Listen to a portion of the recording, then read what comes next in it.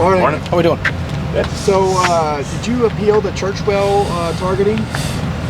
Yeah, we sent it in. You send them in every week, but it did not. They upheld it, so we'll sit out the first time. What did you see when you saw that play? Looking back at it, I couldn't tell. South Alabama scouting report. Obviously, they've got some good wins. It's a conference that's gotten a lot of attention in the last week or so. What are you seeing when you scouted them? Well-coached team. Major Applewhite's offensive coordinator does a really good job. Quarterback Carter Bradley is really efficient in terms of what they do.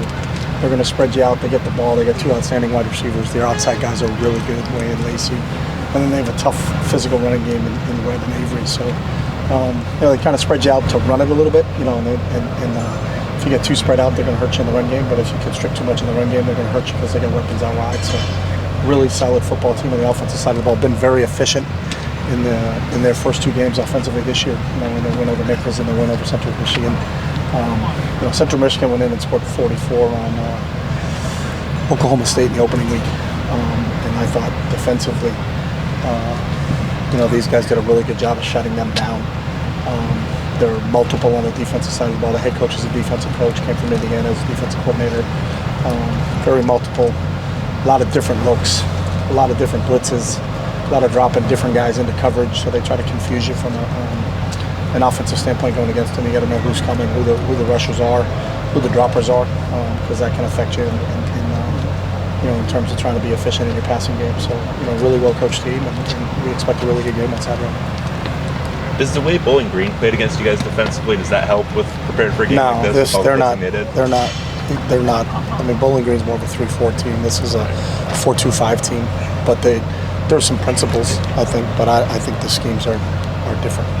With Churchwell, so much of it, what he brings to the table is that kind of hitting ability and tone setting and all that kind of stuff. How do you coach him up after a call like that? Is there anything additional you tell him? No, I mean, it was a bang-bang play, and it's tough on some angles. It doesn't look like there's contact on other angles. There are. Sometimes the receiver's getting low, when he's hitting in the right spot. But, I think Kenny's been really good. He's played a lot of football for us. He's done a really nice job. Sometimes those plays occur. And, we always coach tackling every day in training. We don't coach tackling with the head. We coach tackling shoulder leverage tackle. So our fundamentals of what we practice, will continue to be the fundamentals that we practice. We just got to weather the storm when Kenny's out in the first half. The UCLA football Twitter account tweeted out that welcome to transfer you. Did you sign off on that? No, I did not. That was a mistake, and I was told that's not what we're about. So we're always going to build it, just like we talked about in the preseason with the high school kids, and then you're going to supplement it with the portal. I think what their point is, we've been very efficient with our portal. I think the kids we bring in here play.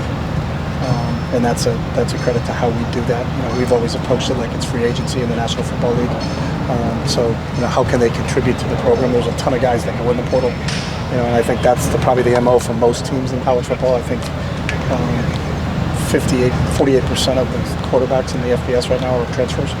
In our conference, there's only 2 quarterbacks that were recruited as high school kids coming out, and that's Dorian and Tanner McKee at Stanford. The rest of them, the other 10 teams, have transfers on their team. So that's kind of the reality of it.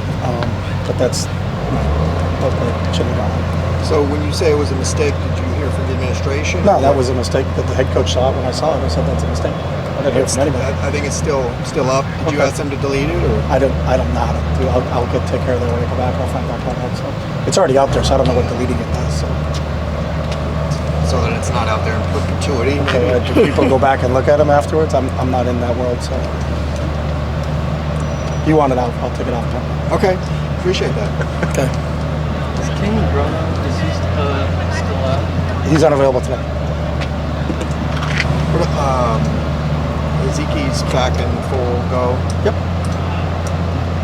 How's Shea look from what you've seen at inside linebacker so far? Shea's done a nice job because he plays both our Sam and our Will for us.